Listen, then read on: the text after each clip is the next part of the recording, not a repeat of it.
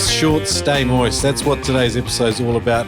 I'm chatting with two babes from WA. It's Larissa Zip and her friend Rachel Thomson. They started this cool group called the Life's Short, Stay Moist.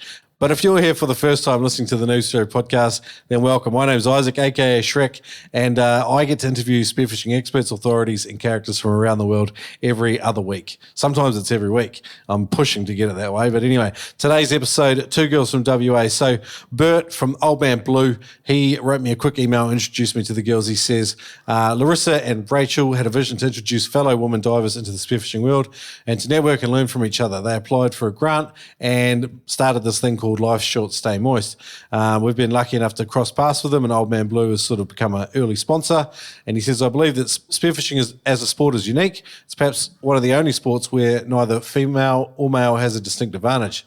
He says, in fact, women bring an element of patience and a methodical outlook that can make them better divers. So very interesting perspective there from Bert. And but I'll tell you what, one of the best things about these girls is they're funny and they know how to have a good time, and it comes out, it's evident in the stories and some of the stuff they share today. So hang around for that. Just quickly, I've got a couple of announcements. Captain Corey James, he's in Panama aboard a sailboat. He's taking people out spearing. He left me a voicemail. Hang around for the back end of the show to listen to that.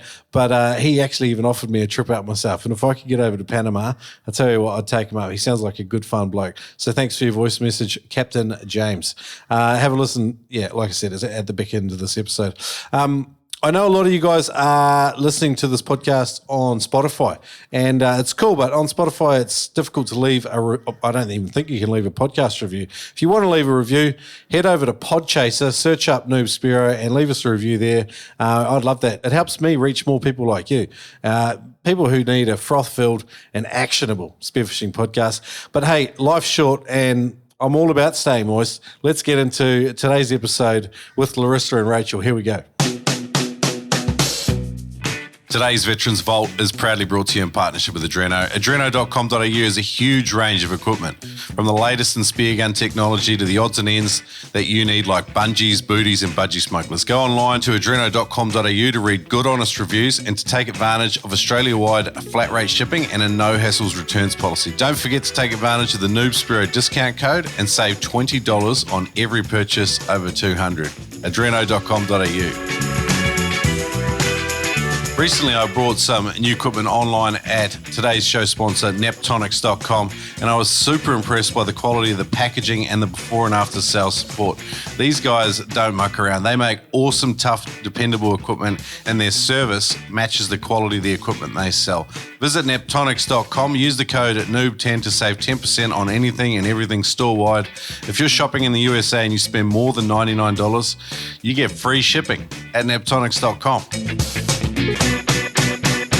G'day guys, welcome to the News Story podcast. I've got Larissa Zip and Rachel Thomson, two very cool and down-to-earth ladies from the WA coast. I've started a cool initiative, Life's Short, Stay Moist, which it's a little bit of double entendre going on there, ladies.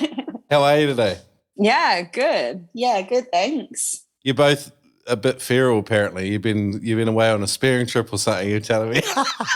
Yeah. Well, we just got back from... So there's like this mecca that happens every June, July, August in WA, where everyone from Perth, as soon as it gets below like 15 degrees, immediately has to head north.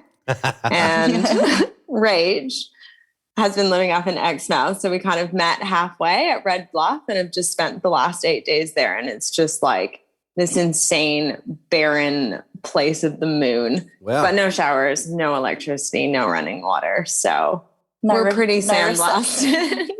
Wow, that's pretty cool. That sounds like a good getaway and a good adventure. What's the water temp as far north as that? Is it much warmer than your 15-degree Perth? Yeah, it's a little bit warmer still. Yeah. Isn't it like 23 degrees here? Yeah, this time of year probably would be about 20, 22, 23. But it's the wind that gets you. Yeah, it's the wind. Freezing. Yeah. So what, just like campfires every night, brewskis and spearing in the daytime? Oh, yeah, wow. we didn't actually get to go spearing because the swell was up most of the time that we were there. So we surfed a bit, but unfortunately, we didn't really get to go. We did take our dive stuff, and we actually did get pointed in a direction of a couple of dive spots by Bert, actually. And but we never got to check them out, unfortunately. Oh, okay. So what is the surfies as well? Yeah. That's kind of what got me into it for sure, the spearfishing, because I was always really into surfing. And then obviously when you have your days with no swell, I'd just be sitting around while the guys went spearfishing and kind of thought, man, I've got to give this a go. So you're just water babies, both of you, yeah? Yeah. Ironically, because I was born in the middle of Canada, but have adapted very quickly to WA.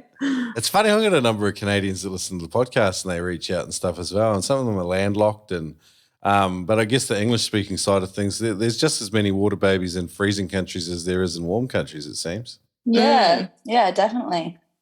Yeah, I remember looking on your blog, and there's a spearfishing club in Edmonton, Alberta, which is where I'm from. And I was just like, where? Like, surely not at the mall. Do you know anything about this? They've just started. Yeah. The guy emailed me. He's like, we're trying to start this thing here, and there's not many people that do it, but we absolutely love it and froth on it. And they sent me these photos, and that was a couple of the Canadians I was talking about, and they were like, Can you list our club? And it's the lonely Canadian spearfishing club I have. But I can tell. That's epic. Yeah, but I can tell these guys they've got the energy, they've got the buzz, and like I don't think spearfishing's a location as much as it is like a mentality and a way of life. Like you've got to be. There's certain qualities that make you want to spearfish and able to spearfish. Is like persistence and resilience. And if you start in one of those cold countries with really dark, maybe even fresh water. Jeepers, you've got all those qualities and more, So share with me sort of like your journey thus far. Like, so you started in Canada. When did you move from there? Or did the water start there or? The water actually started in Mexico. So that was sort of where I was really drawn to, and not for the water. Let me tell you, tacos, cervezas, the Spanish language was what took me there.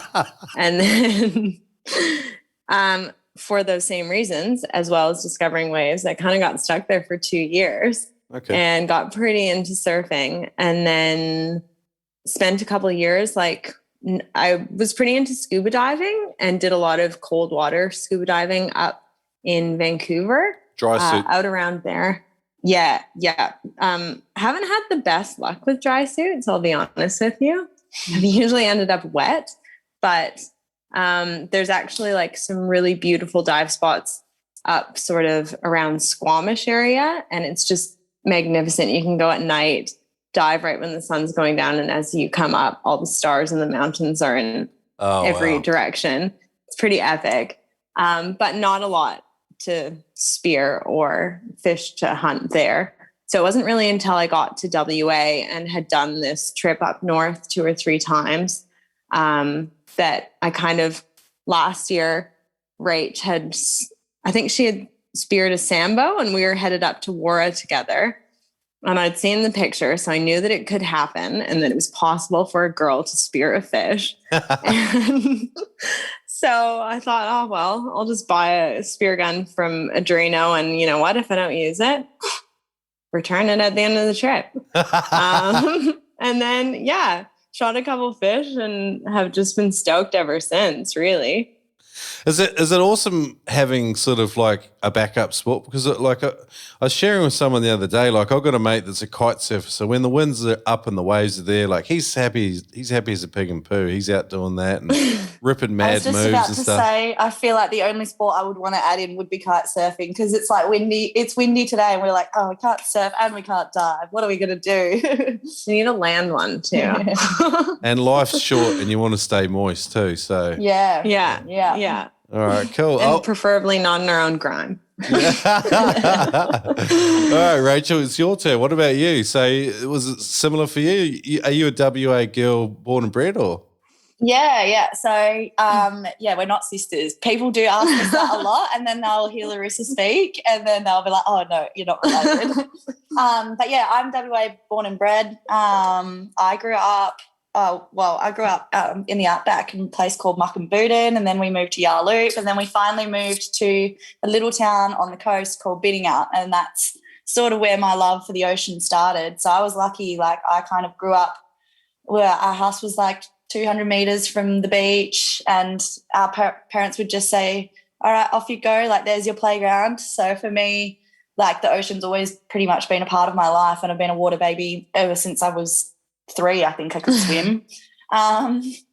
And I would always beg my dad to, like, go out the back of the reef. And, you know, like, kids, they just don't seem to feel cold like adults. And my dad would always be dreading it, but I would be like, Dad, come on, come snorkeling with me, come out to the back of the reef.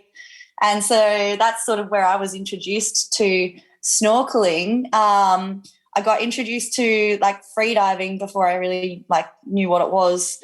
Not that long after that, when we got a little bit older and a little bit more confident and we could go out to the back of the reef without the parents, me and my friends started diving on what we like to call wooden caves. And I don't know if you should be telling people that. we were like kids, though. We were like 8 or 9. I don't know, maybe She's a bit never younger. talked about it since. Never. But we would dive on people's cray pots and let the crays out and free them.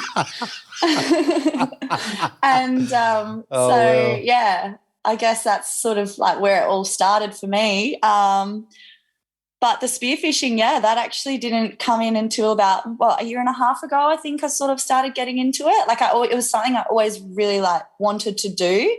But I just, for a long time, I wasn't really sure how to go about it. Like, I didn't have a boyfriend that was into it or anything like that. So I started off, I bought myself a freediving course. Where'd you do that? I did that through Perth Scuba. Okay. So I did a freediving course. It was like a 2-day course. Paddy. And it was actually, the Paddy one, yeah. And it was actually, like, really valuable because it was there that I thought maybe I could hold my breath for 30 seconds.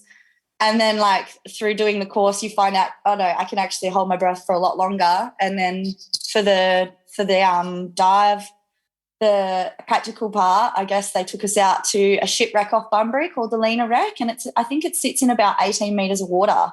Where's sorry, I'm real ignorant with my geography. Like, ever since you said where you grew up, I was like pulling up the map. Like, okay, so Bunbury's down sort of between Margaret and Perth. Okay, sweet. Yeah, southwest corner of WA, sort of. Is that where you grew up too? Like inland from there, or? Yeah, inland from there. Yeah, Muckamboodin. Well, that's sort of out whoop a bit more, but like Kalgoorlie area, sort of. Oh yeah. My parents lived in Kalgoorlie for maybe a year and a half. They were remote transport education officers for WA transport. So I never got over there though, and like I'm heading over in 2 months, so I'm kind of real curious about the area because.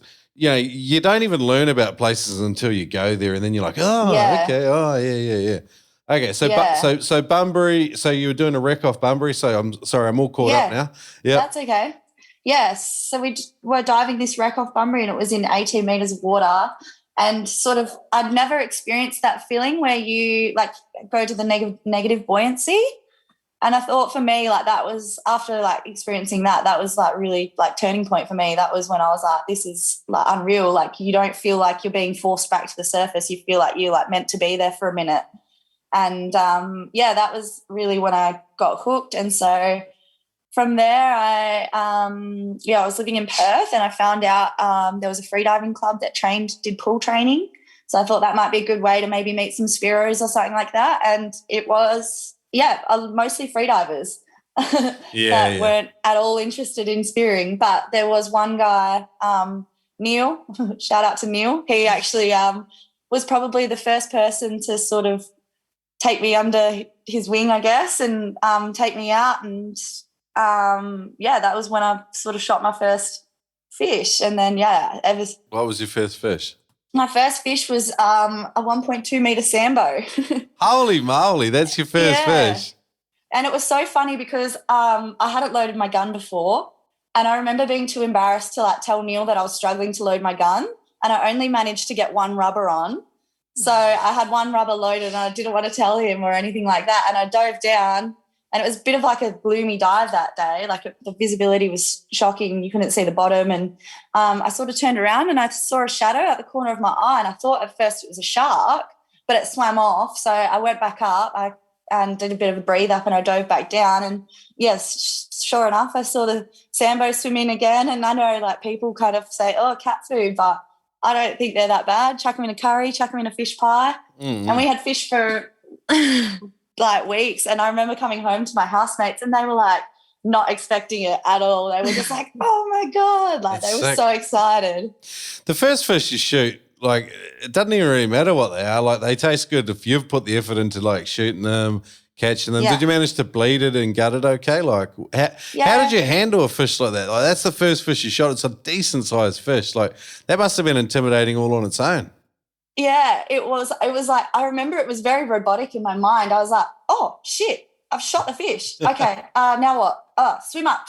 And it was like very like, my thought process at that point was very like, do. And it was good that Neil was there because he was like, what'd you shoot? And I was like, I don't know. And he was like, oh, was it big? And I was like, yeah. And he swam down and he put a second shot in it because he didn't know. But he was actually like, oh, your shot was actually pretty good. Like, so, so he sort of helped me spike it and, showed me how to bleed it, everything. So, yeah, it was good. It's about as good a first-time spearing as you could hope for, I think. Like, it sounds like you've got a default setting that sort of where you sort of fall into some sort of systematic thinking when you're under a bit of pressure too. Like, that's a nice default setting to have in pressure situations. Yeah. Because like for a relatively inexperienced person to just go, oh, okay, what do I do now? And then you just sort of worked your way through it without panicking or, so that's pretty cool. So you got it up to the boat. He's managed to help you icky it. And did you get, because bleeding it'd be pretty important too on those fish, I'd imagine. Yeah. We definitely bled it. And it was quite funny because he cut it and bled it and said, all right, get in the water, swim around, like, so you can get a photo with your first fish. So, and like Mandurah, where we were diving that day, is quite notorious for a few great whites and stuff like that. So I'm swimming around with this massive bleeding fish trying to get a photo. So at that point I was a little bit scared, but it was pretty cool experience. So that southwest corner is pretty renowned for big great white sharks. Yeah. Touch wood, have not seen one yet. Yeah, there's a bit of talk like going by, like when they've studied the stomach contents of like larger great whites, as soon as they get over sort of 2.5, 3 meters, they no longer really predate upon as their main food source like fish. It's more mammals and stuff like that. So they once they go from juvenile to adults, their food changes. So I guess that's got to give you some reassurance. Yeah, somewhat, I suppose. The curiosity, though, of a struggling fish does bring in our men in grey suits at times. So that's cool. I'm glad you haven't had any scary situations yet. What about you, Larissa? First fish, what do you remember? Or your first memorable one anyway? Well, I think my first fish that I did shoot was quite memorable, as it would be. But I remember, I don't think I had a gun yet. I think I was using yours. Yeah. Now we have the same gun because it it provided. What have you got? We've got the Rob Allen 1000, the Sparrowhead. Yeah. And I think I have 2 16s on mine and you have 2 14s on yours. No, you've got 2 14s. I've got 2 16s. And we both have a load assist. No, I lost my load assist. Okay, well, I do not go anywhere without my load assist. Yeah.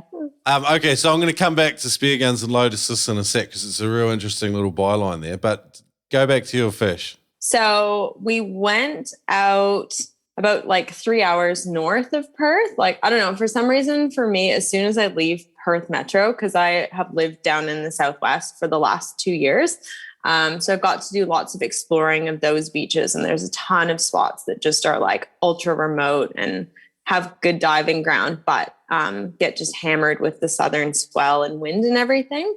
And just for some reason, getting just north of Perth, I immediately feel more secure in the water and just like can kind of have a bit of clarity when I'm diving and not have any of these like running thoughts that I get in the Southwest. So that was a really good place to kind of start and get comfortable. I had also done a freediving course up in Exmouth 2 years prior, but for me, spearfishing was never even on the agenda because being from Canada and not spending a lot of time in the ocean, just like the thought of swimming around with dead carcasses on you, you just don't even want to go there.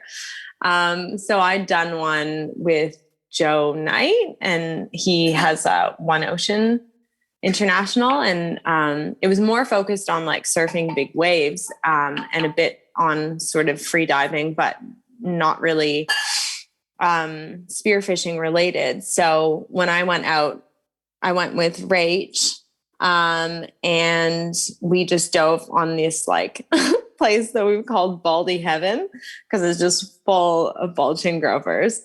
And it was like pretty mellow ground to go out on, like 5-6 meters, and just some ledges, some caves, but nothing too intense.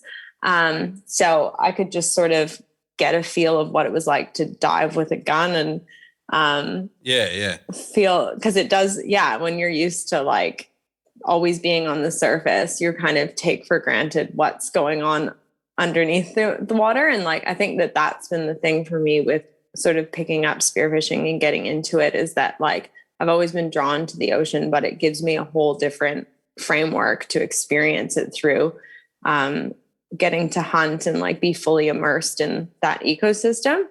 So for me, I think Rach was on the surface and I had dove down. I had a GoPro. I have it on the GoPro. Yeah.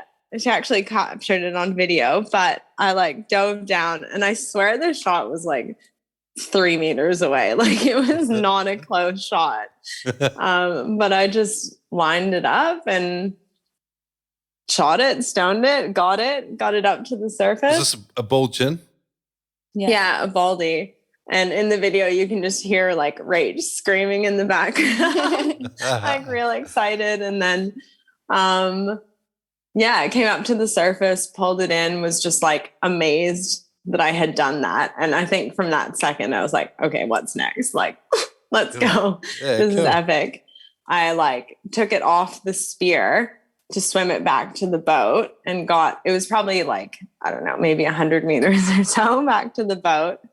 And then was like pretty exhausted, but went to throw it up on the transom, and it like bounced off and fell off back into the ocean. So I was just like watching my little glimmering trophy sort of sink to the bottom. Oh no. And I was just like, no, this is not happening. Like instantly felt such an insane connection with like, this is my food. I have to get it. So like dove down, up and down and up and down, and finally retrieved this fish, got it on the boat, and then was just like, holy crap, I could pass out right now. I really need to just chill out.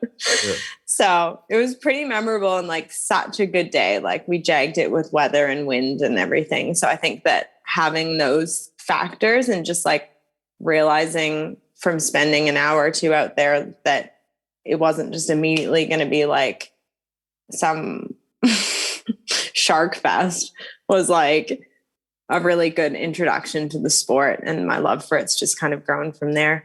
Yeah.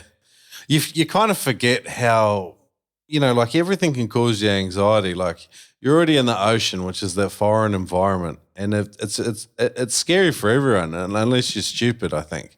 Like you're in this place where things can happen. There's big animals, like you got current and water temperature, and then you've got all this crap on. Like even though we talk about like, freedive spearfishing is so simple, you don't have much gear and stuff, you've still got a mask and you've got a wetsuit on and you've got a weight belt and you've got a dive knife and straps and you've got a spear gun. And if you're not used to all of that, and then you jump in the ocean as well, there's a lot to get used to. And so jumping in on a day with shit conditions, like it can make the experience like, to the point where people don't want to get back in the water again. I feel really lucky that we've kind of had that area to explore and visit different spots, because you can kind of ease your way into diving deeper and diving sort of in different sort of locations. But at the same time, you have that assurance and confidence because you know that you've been there. And of course, it always changes. But for me, it's definitely been useful and like helpful to kind of go back to the same spots and look for similar structure on the sounder when you're looking for new ground, and kind of have those reference points to come back to. Yeah, love it. So we started to steer off into obstacles there, and particularly spearfishing gear. Like spear guns seem to be a pretty common sort of difficulty for girls? Like, obviously you guys don't have as much upper body strength, but you can get around it with technique and time. Walk us through like your guys' learning curve with maybe Rachel, you could start with getting used to a spear gun. How did you manage to fluke getting one band on the first time without having any formal training? Did you just like absolutely... I was flopping about on the surface for about 20 minutes just to get that one band, and that's why I just gave up on the second. I was like, I'm not going to be able to hold my breath if I try to do that again. Yeah. But, yeah, I guess I didn't know about a load assist for a long time, and so sometimes like I'd even just, pass my gun to my dive buddy for them to load it. But like a couple of times that bit me in the butt. Like I missed the biggest Spanish mackerel of my life, and I'd never shot a pelagic because I couldn't load my own gun. And after that I was like, right, like something's got to change. So yeah, that was when I sort of discovered the load assist. And I think I encouraged like all of the girls that came along to our talk nights and events to start on the load assist because it helps with the technique. And then once you've been using the load assist, like I can now load my gun without it sometimes, depending on my fitness. But because I'd been using the load assist and building up those muscles and had the proper technique, I think if you skip having something like the load assist and you develop a poor technique, then you're just always going to sort of struggle. Yeah. And if there's also, if you don't use a load assist, you can get some of the shafts will have that midway loading notch. Loading tab, yeah. Or a loading notch, yeah. So that's works well too. Like that's awesome, I think. Just being, because it's more like not necessarily the strength, but it's more the length. Like trying to get my arms to the band and then with the gun on your chest, and and I've got an 1100 and it's not a massive gun, but I just can't reach. So no, the load assist or the loading tab or the loading notch just gives you that space to just have an extra step in the process. So it allows you to adjust while you're not having to hold the tension on the band. And then you've got extra time, and it breaks like what seems like one seamless step if you've got a short underpowered gun into just multiple steps, and it's more approachable. So I like it. Yeah, cool. So is there a brand of loading tab you guys, what's the load assist you get there? Do you know? Is it just one of the store-made ones? I think it's the Rob Allen one. I think it's Rob Allen, yeah. There's just one, like I think we just picked it up from Adreno. Because I guess the other side of it is like 14 mil bands are great, particularly if you power them up, but you don't really want an underpowered gun either, do you? No. So there's a learning curve there regardless, isn't there? Like even if you've got all the tools and equipment, it's still not that easy either. No, and you forget what the learning journey is when you'd learned a while ago. So cool. Yeah, and what works for like me, like might not necessarily work for like Larissa or like anyone else. So I think it's just talking to people and asking questions about the way they do things, and then trying different things and figuring out what works best for you. Cool. What other struggles did you guys have? Did you find dive buddies all right? Like, what was that like?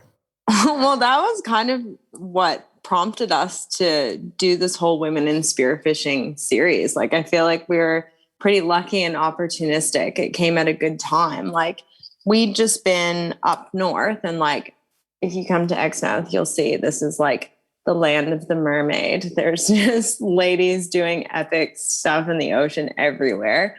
And for us, it was like, oh, cool. Like, can't wait to go back to Perth and like hang out with a bunch of girls who want to spearfish. And then literally just got to Perth. We're like, okay, cool. You want to go out again, right? Literally don't know anyone else who wants to do anything with me in the ocean. So we were like, saw this grant come up from Wreckfish West, and they, with like the recreational fishing licenses, a portion of it goes towards supporting community initiatives. Oh, sick. So we kind of just thought, like we want to meet some girl dive buddies that would be keen on going spearing with us. Like, what an epic way to make friends, and they can pay for our charter. Sick. I mean, they totally liked the idea. So we ran with it. They're really, really good. Just sort of let us have the flexibility to plan something that we thought we'd meet 5 or 6 girls that were really into spearing that we could kind of start going out with and learn from, and, and then it kind of accumulated into this series of 4 events we did 2 talks and partnered up with Adreno. They were super awesome. We focused the first event on sort of the basics. So had someone running through what was in their dive bag, someone else talking through how to be a good boatie and some like diving etiquette. And then the second talk night, we had Tanya from Blueback Freediving. She's the one that runs the pool sessions in Perth that Rach was attending. So she sort of talked about breath hold and safety in the water.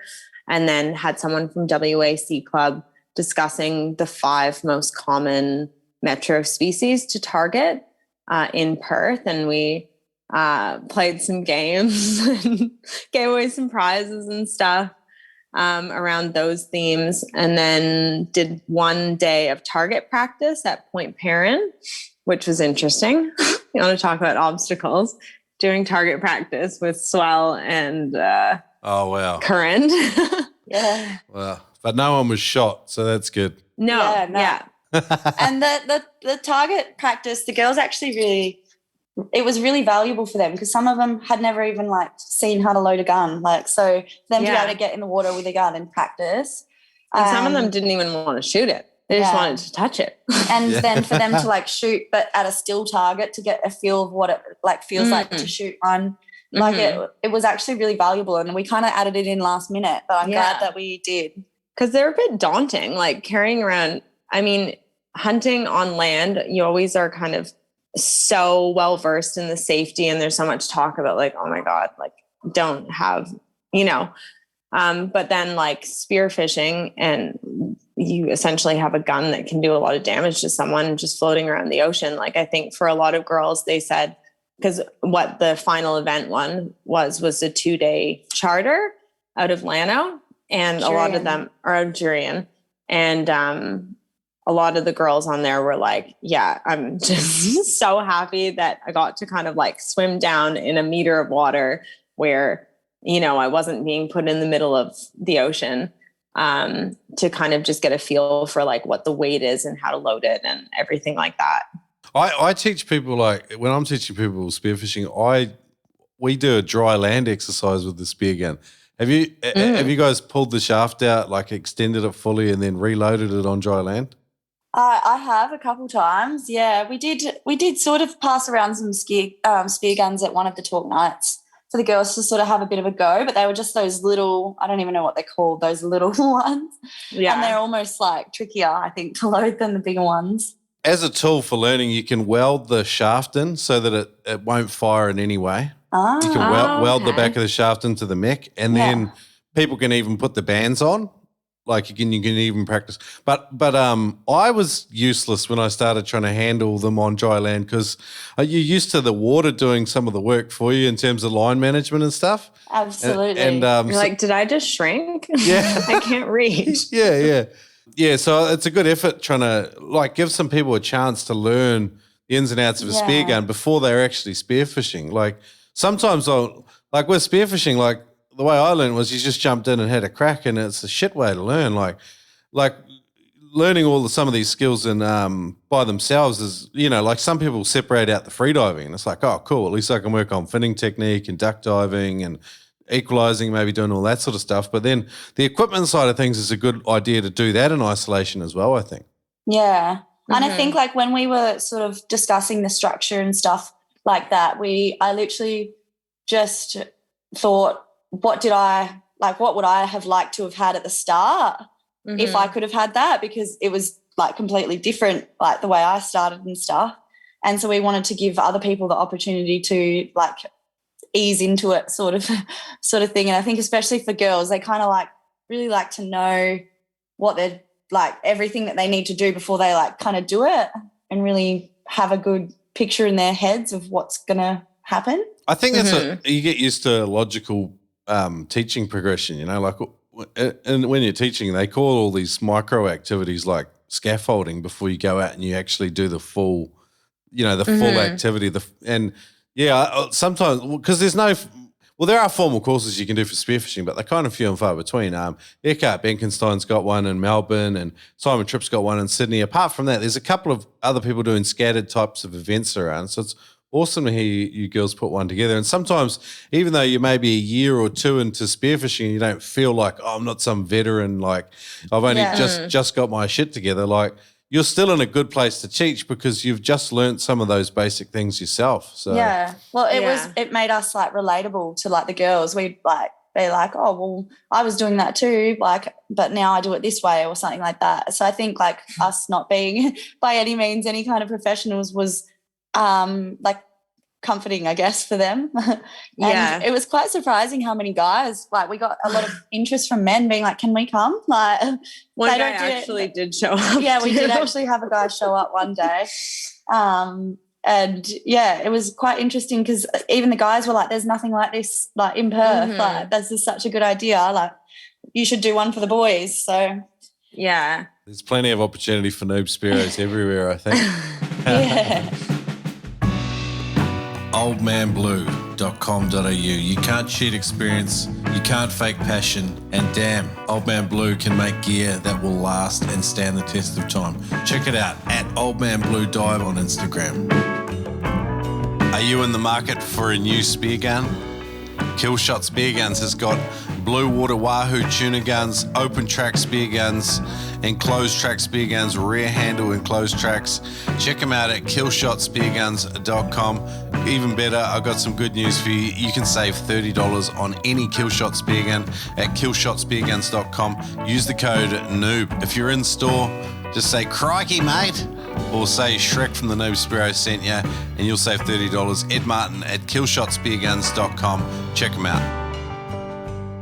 So, like a lot of guys, like maybe their expectations are different, but sometimes I talk to like mates at work and that they find out I go spearfishing, and then I, straight away they're like, oh yeah, I really want to shoot a fish, and sometimes it's like you just got to curb their expectations a bit. Like it's like, well, you might shoot a fish, like, but like if we're just doing some rugged shore dive or something, like I might not even get a fish, and I've been doing it for years. Like, did you guys find you had to do much of that, like adjusting expectations? Like a lot of people aren't prepared for dirty, cold water, like the struggles with the equipment, there's equalizing, like. Yeah, well, I guess. Or are girls more reasonable, are they?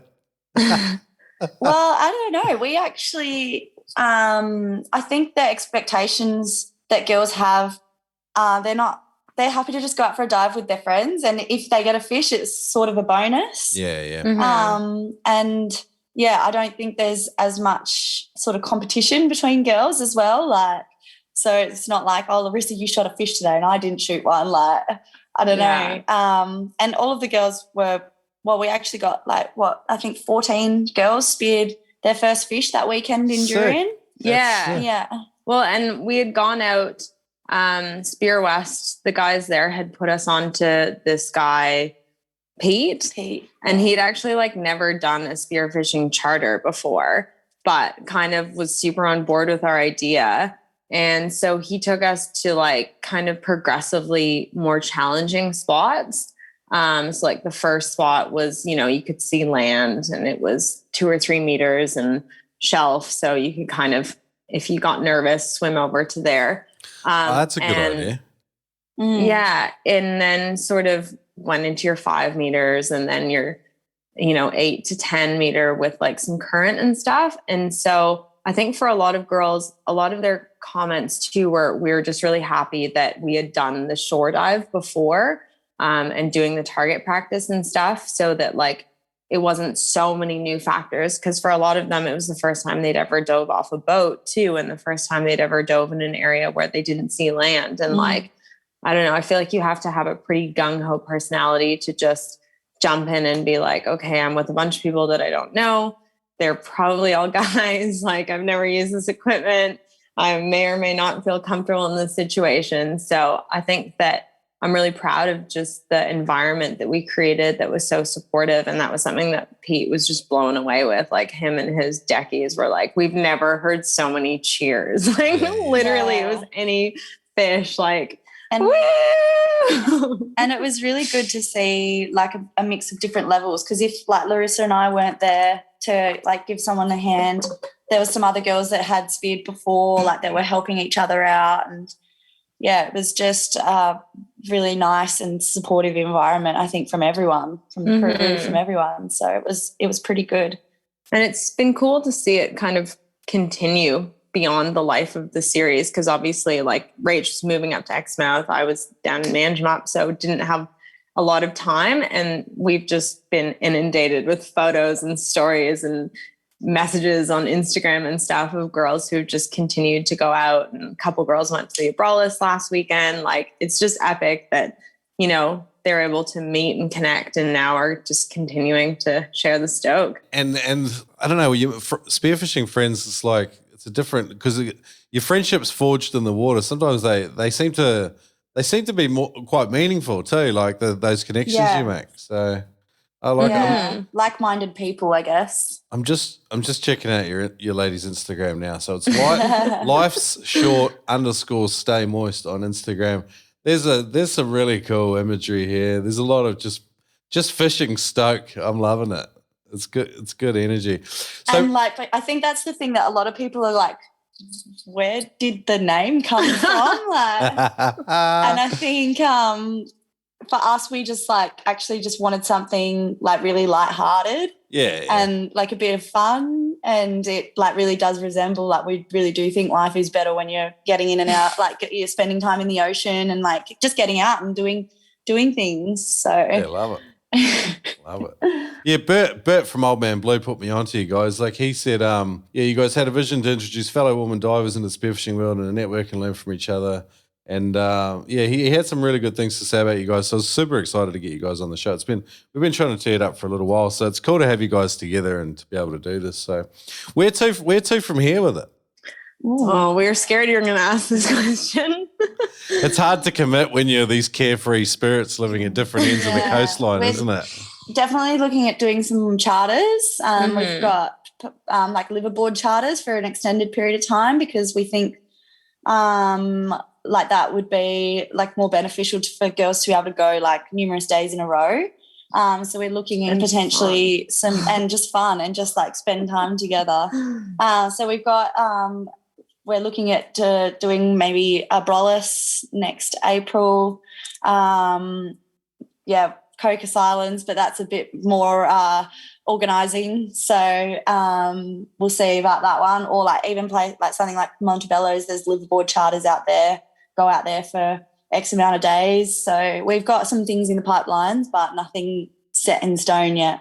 Yeah, cool. So your charter trip you ran, how many ladies did you have out on there?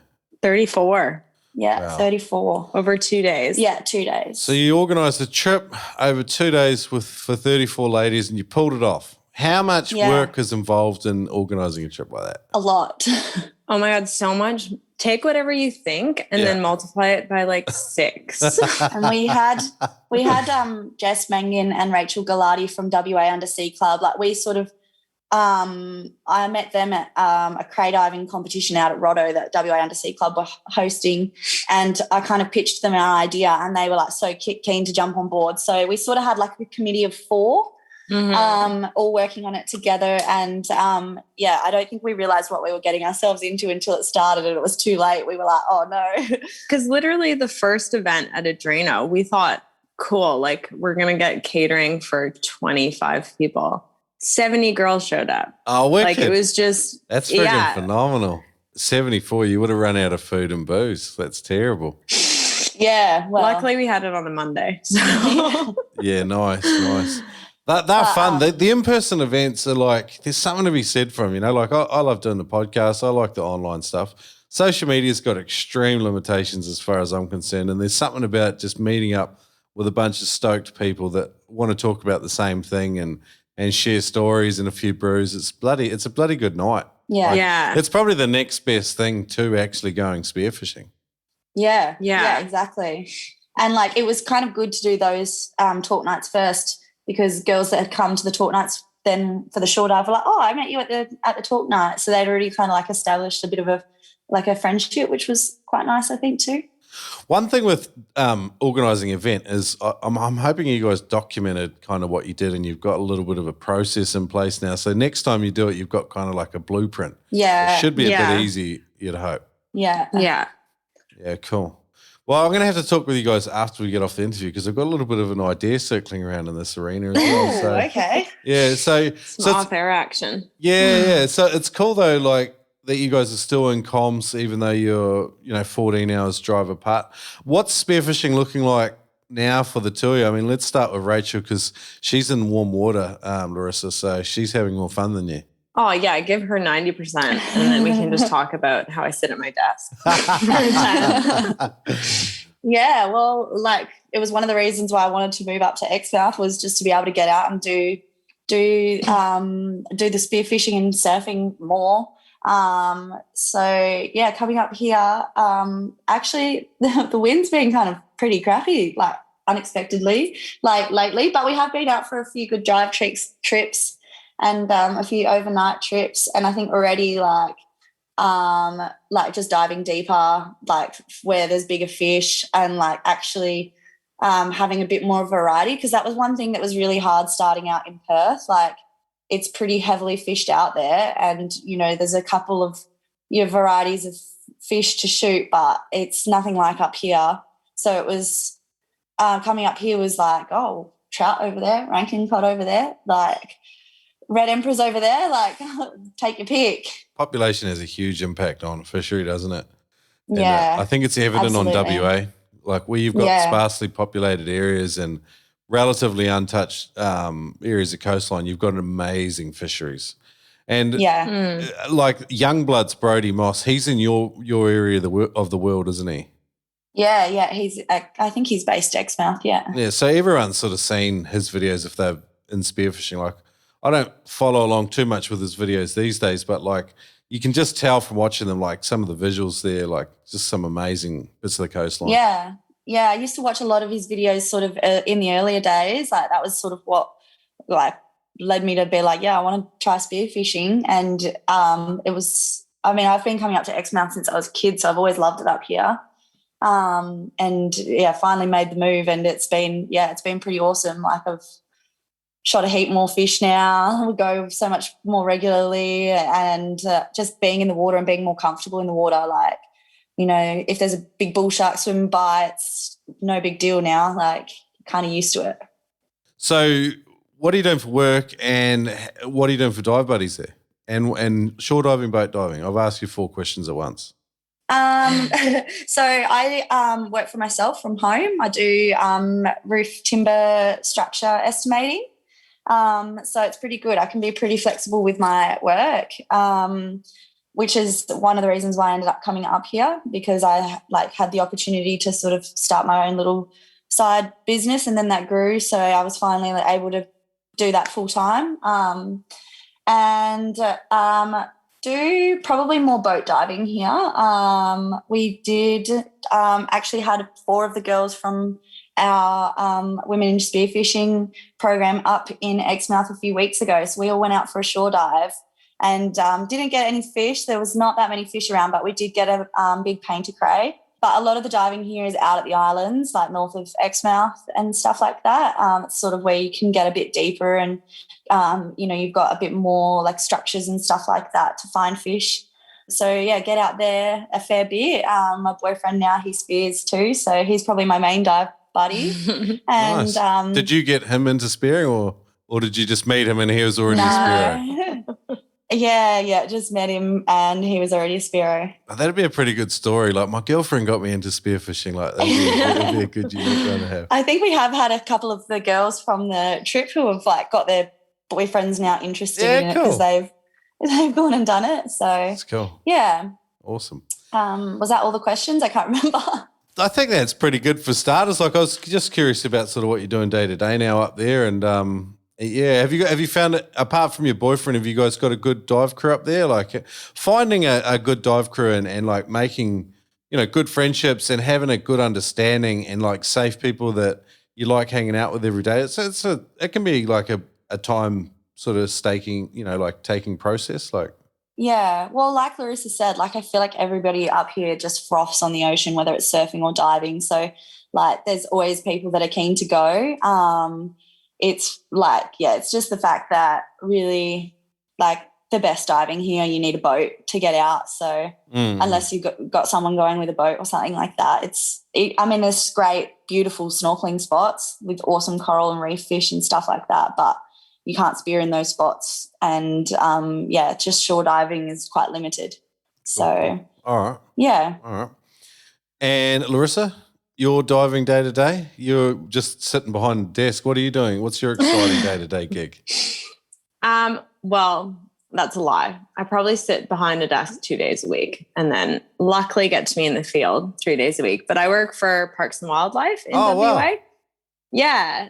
So I've been in Manjimup, probably not on the radar of Spearos, for the last 18 months, which is quite far inland from Margaret River. So I've had to make the missions up north and south to get out lately. But I've just moved back to Perth. So I'm pretty excited to kind of hit up some of the old spots and do a couple of, I really like kind of around Wedge Island up there. They've just put in a bunch of new campsites and there's some really good waves. So you can kind of get the best of both worlds around there with spearing and surfing and it being really remote, but still close to Perth. So not quite as exciting as Exmouth, but still closer than Manjimup. Yeah, cool. All right, cool. And so nothing really on the radar in the immediate future, but have you got like personal spearfishing goals? Like what's on you guys? Like what species are you sort of looking at targeting next? What are you excited about? Some pelagics. I haven't shot a pelagic yet. Me neither. I want to shoot a wahoo. All right. Me too. I haven't shot one. I want to get out and do some blue water stuff. So I think that's because I've shot quite a few like reef fish and demersals and stuff now. I want to branch out and go. What's the appeal to pelagic fish? A bit wider, I think.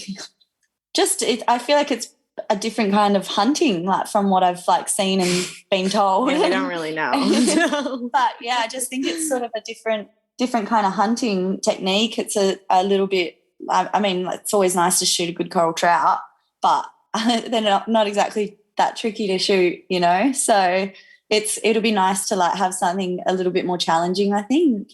Yeah. Do you find spearfishing is kind of this like the journey of sort of self-mastery? Like it's like you learn one facet and you start to get a handle on it and then you're up and learning the next thing?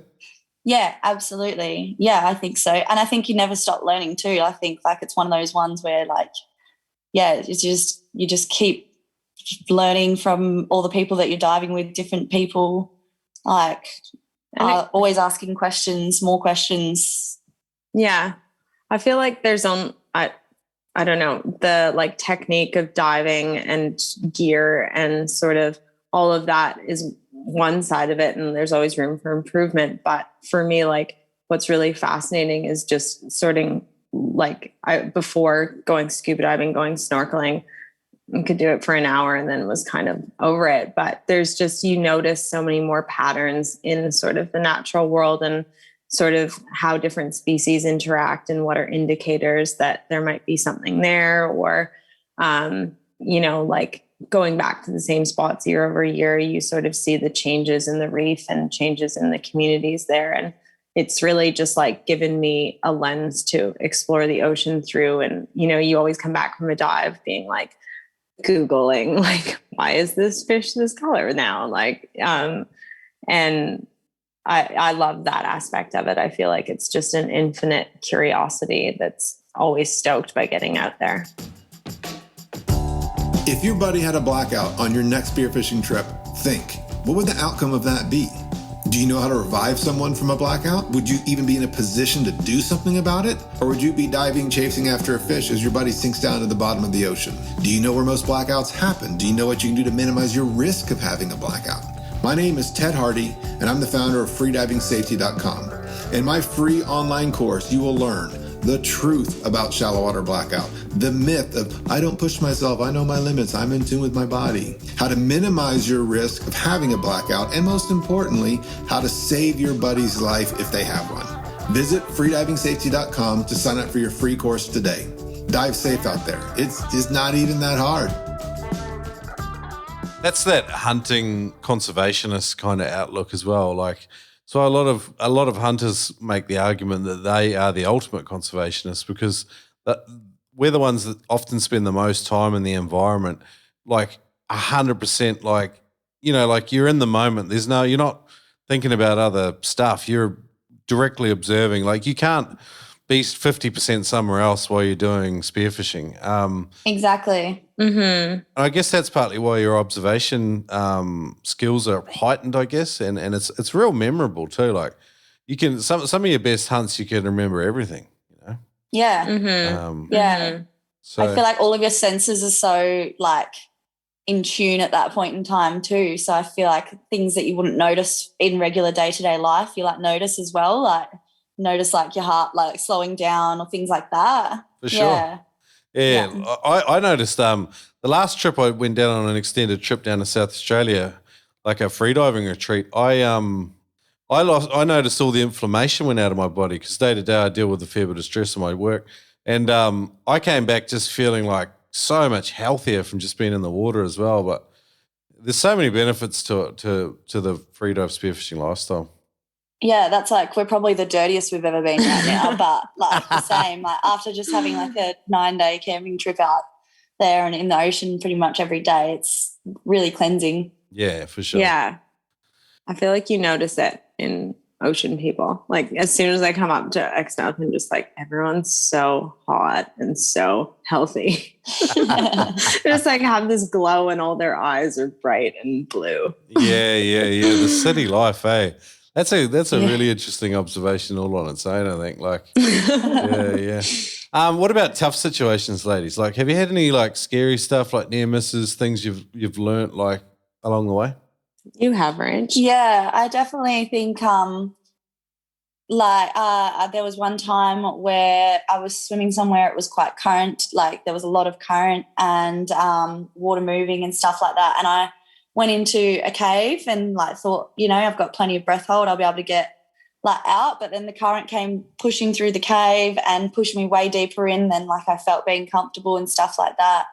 And in that moment, just trying to be like, all right, don't panic. Like you're calm, you're cool. It's all good. Like just swim back towards the light. So that was pretty scary. And now I think I'm a lot more sort of like I'll pay attention. If I'm going into a cave, I'll pay attention to like when the current's moving and when it's not. I mean, it's, sometimes you can't like plan for those things, but I think it's also just knowing to not panic in those situations. Surge is massive, eh?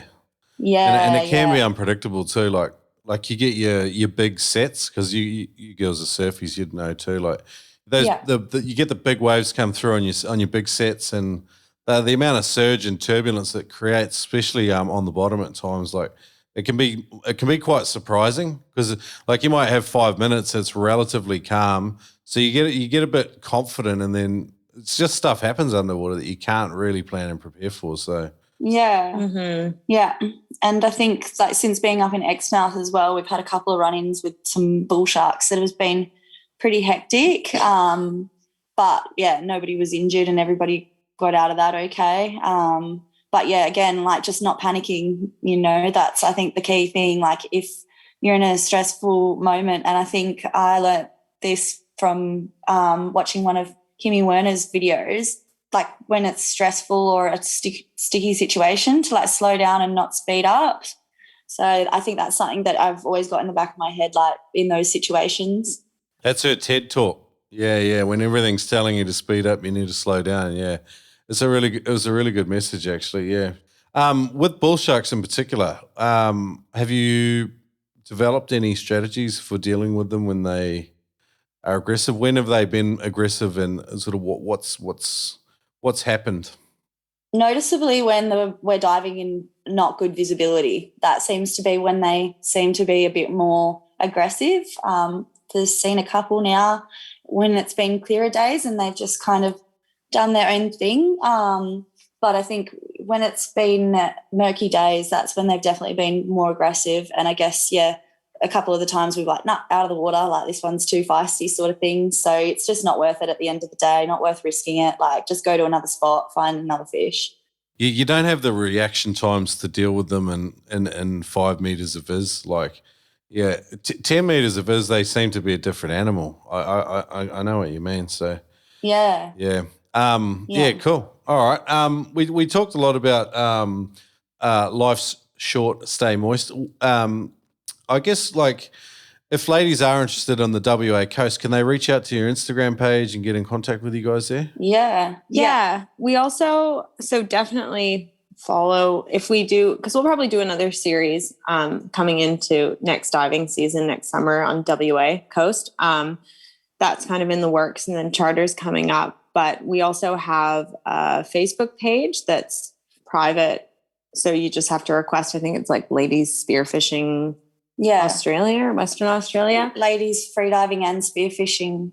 Yeah. And group. where that's sort of just a forum for girls. They've used it to connect with other dive buddies, not just in WA, but around Australia, and, you know, ask questions about gear, tips, sort of share some recipes and stuff. And it's, been a really, really lively community. Yeah. All right. Well, we're not finished the interview yet, but if people are looking for any of these links, I'm going to link them up in today's interview. So it'll be noobspirit.com I'll do /LSSM.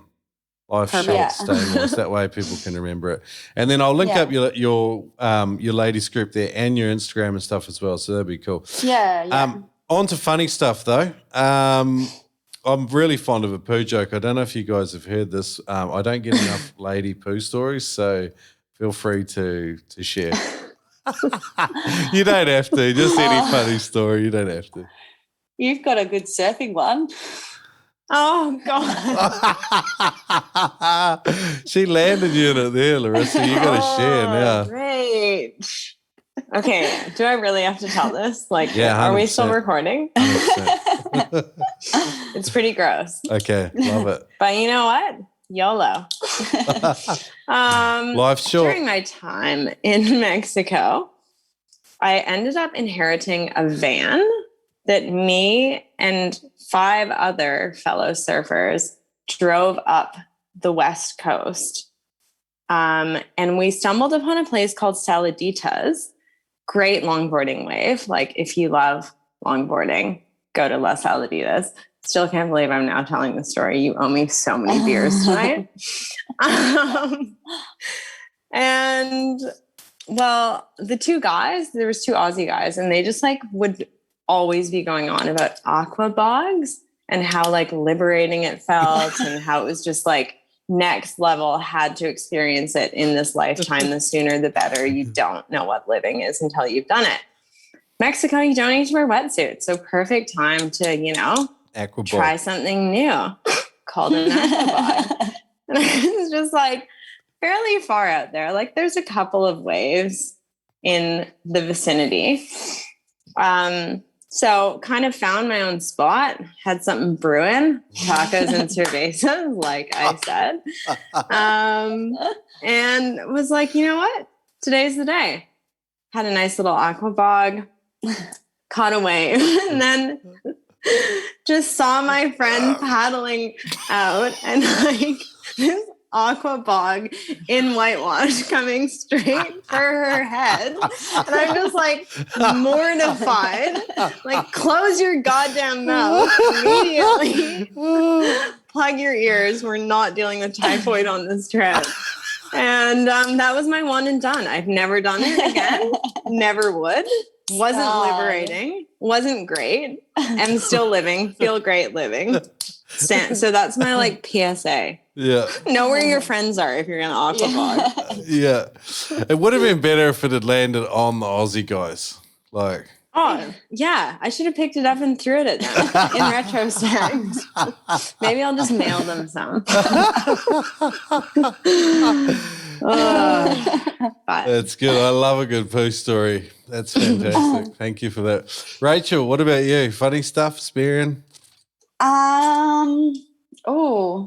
No poo stories for me yet. I am very much still a fan of the aqua bog, but I haven't been traumatized from past experiences. almost kill your friend, stone your friend.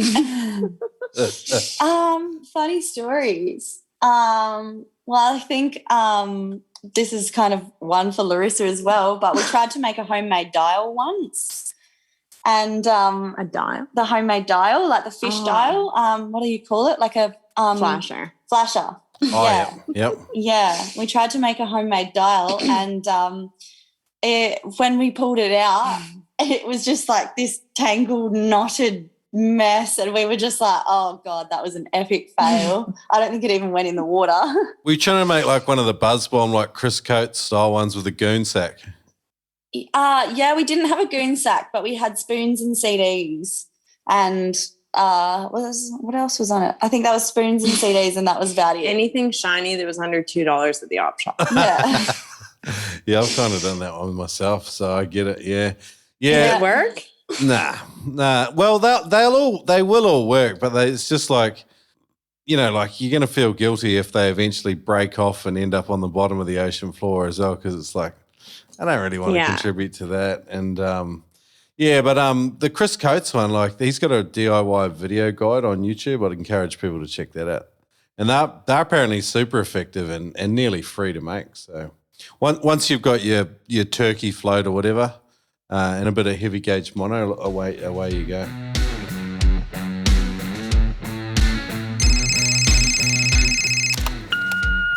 Hey Shrek, Jeremy here, man. I'm back.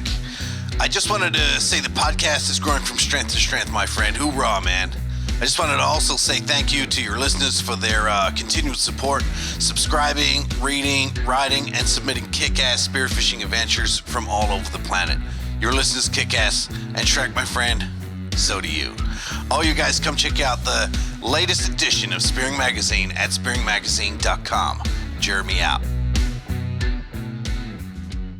You're at different ends of the coastline and different sort of temperature water. So what's in your dive bag? What wetsuits are you girls rocking?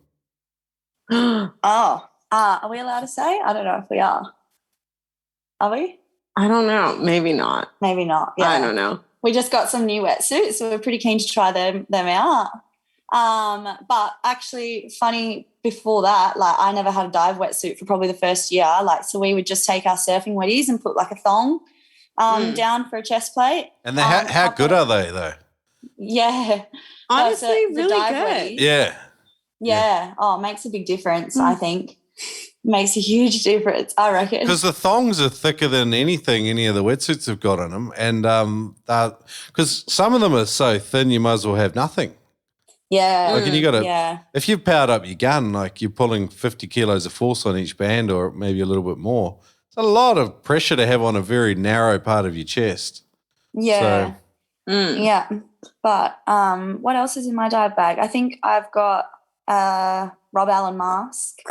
So you're trialing some Secret Squirrels wetsuits here, trial stuff, are you? Yeah. Yeah. Okay. All right. Trying cool. We're not really sure if we can divulge details. Yeah, you're right. No, all good. Yeah. So Rob Allen spear guns, fins? Yeah, I've got carbon fibers. What brand? They're leader fins, I think. Okay. But I had to change the foot pockets out because when you're a girl and you've got little feet, finding foot pockets that fit is like near on impossible. Oh, really? So I think I changed mine out for some Spora sub, where a smaller and like narrow, a little bit more narrow, which was good because the leader fins, I think I got them in the smallest size that I could, but they were quite wide, so my feet would wobble around. Even with my dive socks on, my feet would wobble around in my fins, and it's not very effective when you're trying to get deeper or whatever. 100%. And if you fit, it doesn't matter how good the blades are if your foot pockets are shit. Like if you've got play in your foot pocket, you don't get that smooth transfer of energy. So you've wasted your money on your blades. So getting a good foot pocket's as important as getting a good blade. So cool. Yeah, absolutely. Yeah. Love it. Okay. But you're in the warmer water. So what wetsuit are you rocking? Like a 3mm or?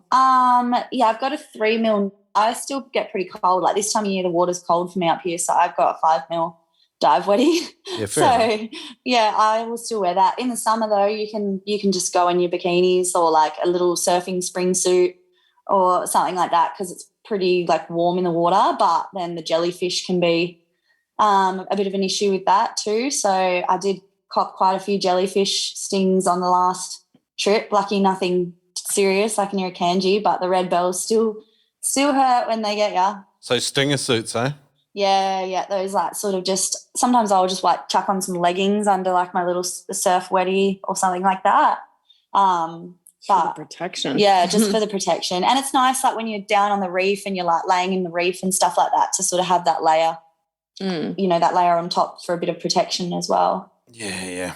Cool. I was just going to give a quick shout out to a buddy who started something with I'm not sure if he's got like the full things going yet, but it's Fish Skins AU.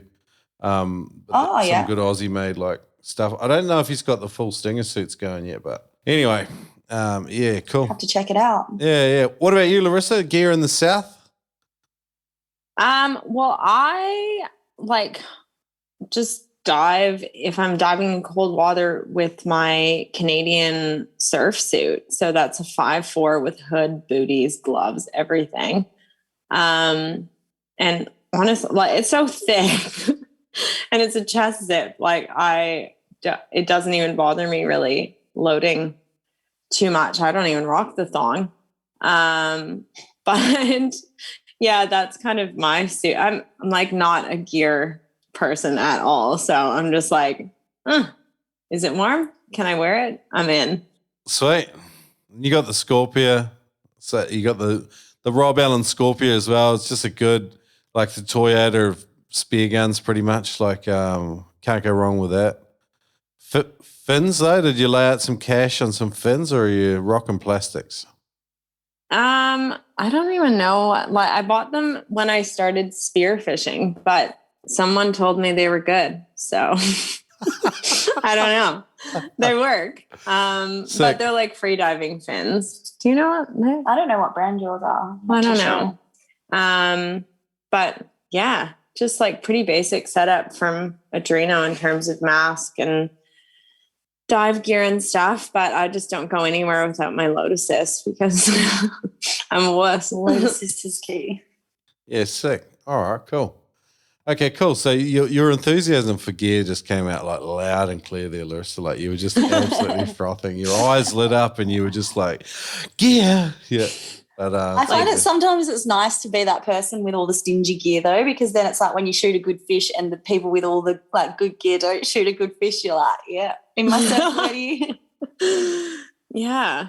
I've spent all my money on surfboards, so. Fair enough. You've got a quiver. Let's do Spiro Q&A, which is like a faster paced round on the way out. I'm going to do like 5 of these suckers, so you can do like 2 each and then maybe both answer the last one. How's that sound? Yep, sounds good. All right, cool. Larissa, what would be your fish of a lifetime? Oh, man. Okay, this is going to sound so lame, but it's just because I've spent so much time in the Southwest and it's really renowned for blue gropers. And I find them just a fascinating fish, like that they're a hermaphrodite and they change after like 2 years and they stick in pairs. So I'd be devastated to actually have to shoot one, but they're just so pretty and so massive on the South Coast. Plus it would give me an excuse to dive some of the spots that I've found, but not had the right weather conditions to go back to. So that or a Mackie. I really want to shoot a pelagic, so that would be fun. All right, cool. I like it. Rachel, what is the spearfishing destination that you would most like to go to and why? Well, at the moment, given that overseas travel is a bit tricky, I don't know. I think it would probably be like South Australia or something. I would love to go somewhere completely cold and completely different. Like I feel like I've got a pretty good, like nice warm water and tropical fish up here. But there's something really appealing about like the cold, like Southern Ocean and like just a bit more like rough and rugged and just something completely different. Well, I've got a recommendation for you ladies then, funnily enough. Adam Stern or Eckhart Benkenstein and Adam Sellers, they both Adam Sellers and Eckhart run a combined getaway, like a freediving retreat in Kilsby Sinkhole. And then there's really good spearfishing within like 30 minutes drive from there, and it's shore diving.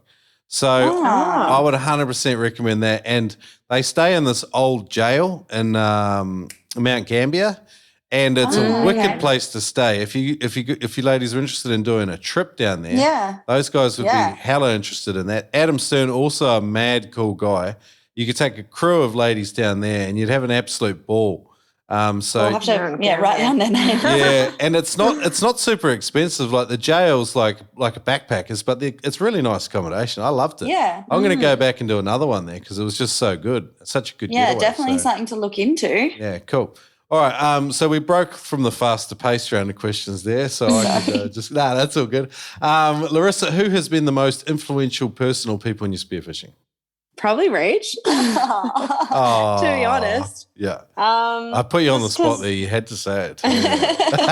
Yeah. Well, I don't know. I guess because it had been a good 2 years that I'd just been like the bag holder and swim beside like guys spearfishing and sort of them getting the fish and me just not even thinking that I would have the confidence to do it.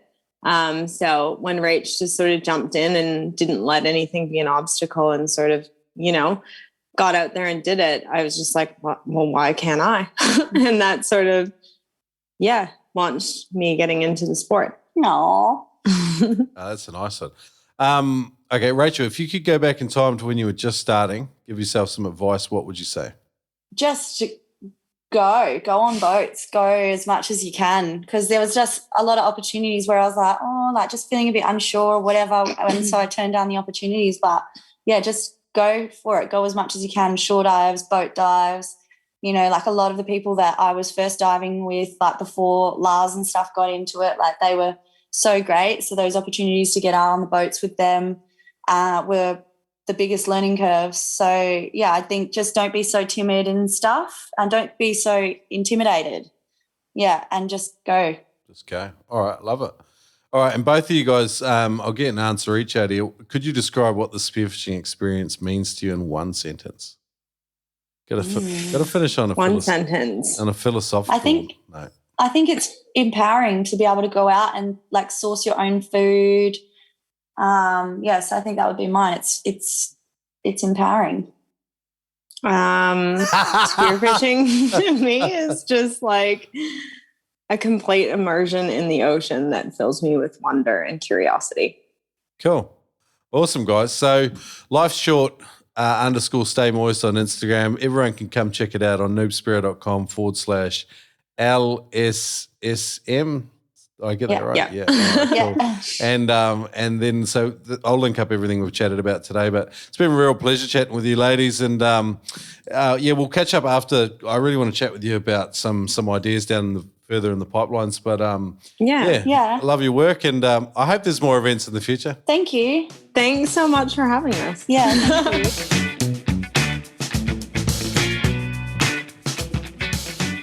Larissa and Rachel, guys, what a pair of absolute champions. Life Short, Stay Moist, a bag of laughs and good fun, girls. Really enjoyed today's interview. So thank you, Rachel and Larissa, for joining me. Hey, in 1 week's time, we're off to chat with a couple of really cool guys. We've got Travis Corkin and Andre Urerakura. They have put together a documentary called A Journey Beneath. I actually partially narrated this thing. The music and some of the visuals in this thing are absolutely popping. The theme is sort of friendship, but they go all over the world and shoot some amazing fish.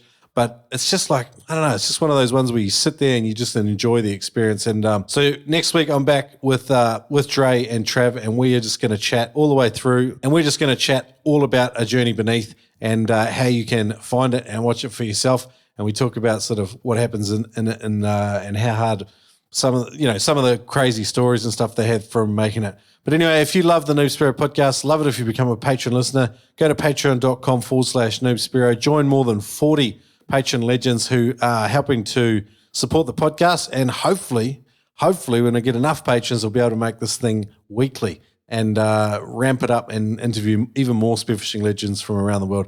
If you're listening on Spotify, I would love for you to go to Podchaser, search up Noob Spirit and leave us a review there.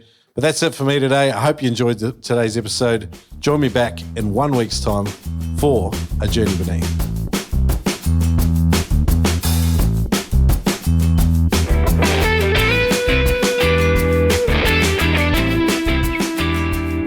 What's up, Isaac? How you doing, buddy? I'm leaving you a message from Panama. What the deal is I'm a spearfishing guy. I'm not real good, but I've been spearfishing the last 2 years off of my sailing boat.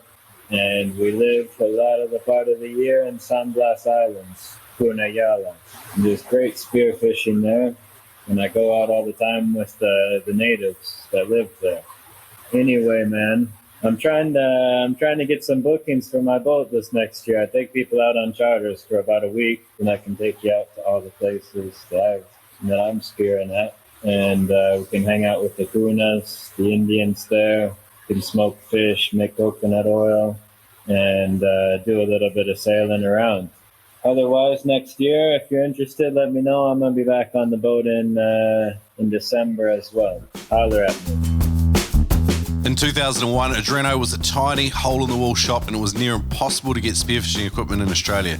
Without Adreno, many people would never have discovered the joy of spearfishing. To continue their legacy, they've created a highly effective 101 basic spearfishing series for free that you can check out on the Adreno YouTube channel. Adreno may be bigger now, but it's still a company that's focused on helping people discover the spearfishing experience for themselves. Check out the Adreno YouTube channel for plenty of awesome vids to help you on your spearing journey. Today's Noob Spearo podcast is brought to you by Neptonics.com. For US divers, Neptonics is the one-stop shop for all of your spearfishing essentials. They got free shipping on every order over $99. Now you can use the Noob10 code to save 10% off anything and everything store-wide. 10% off store-wide. Use the code Noob10 at Neptonics.com. Boom!